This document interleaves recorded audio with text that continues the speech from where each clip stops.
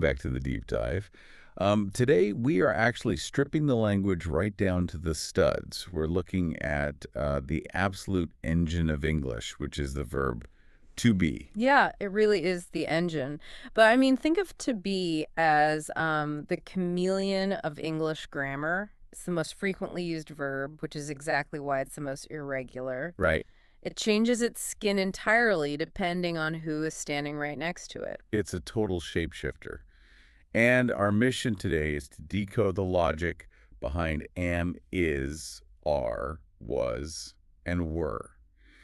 So you can stop guessing and start actually seeing the pattern. Because going by feel only works until it doesn't. Exactly. Most of us just go by feel. But it's so satisfying to finally see the mechanics mapped out.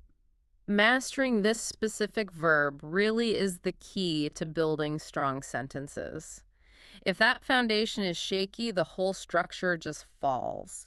So let's start in the present tense, where we have three distinct forms. Right. We have am, is, and are. And the mapping here is, well, strictly about who you are pointing at. Am is kind of the egoist of the group. Definitely.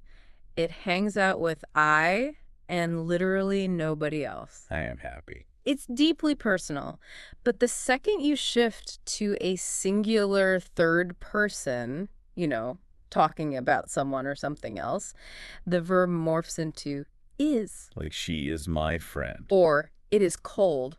Yeah. So is covers that singular other. Then we got the crowd pleaser, which is are. This handles the plurals. We are ready. They are students. And right here is where English throws a little curveball. You. Oh, right. Grammatically, you functions as a plural, even if you are staring at just one person. So it always pairs with are. You are. Okay, so am is for me, is for a singular other, and are covers the groups and you. Now, once you have established who someone is, you inevitably need to define who they aren't. The negative form is so refreshingly rigid compared to all the conjugation. You simply add not after the verb. It's a universal switch. I am not tired. She is not here. They are not busy. Correct. Although in natural speech, saying she is not here can sound a bit robotic. Or overly formal. Yeah. That's why we almost always contract them. Right, we fuse them for efficiency. I'm not. She isn't. We aren't. Just flows so much better. It does flow better.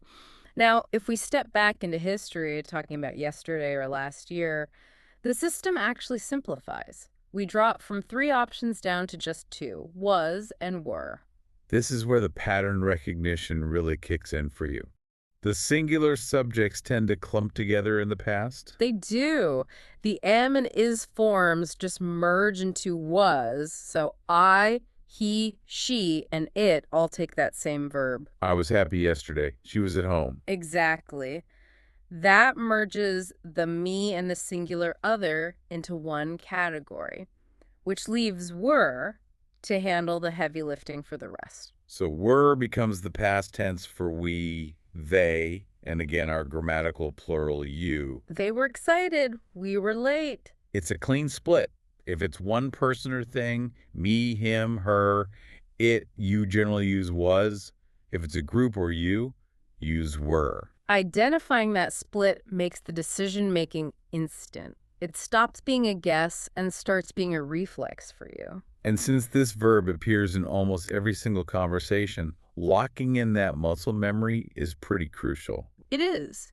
You really can't build a complex argument or tell a story if you can't clearly define who you are or where you were. It just requires practice. Try creating your own sentences until the pattern becomes completely invisible. Well, that brings us to the end of this deep dive. But before you go, here is a thought to mull over. We've talked about how this verb defines existence. Right. If to be is the primary way we assert our identity and our history, how does changing just this one verb completely alter the story you tell about yourself? That really is the question. Thanks for listening. We'll catch you on the next one.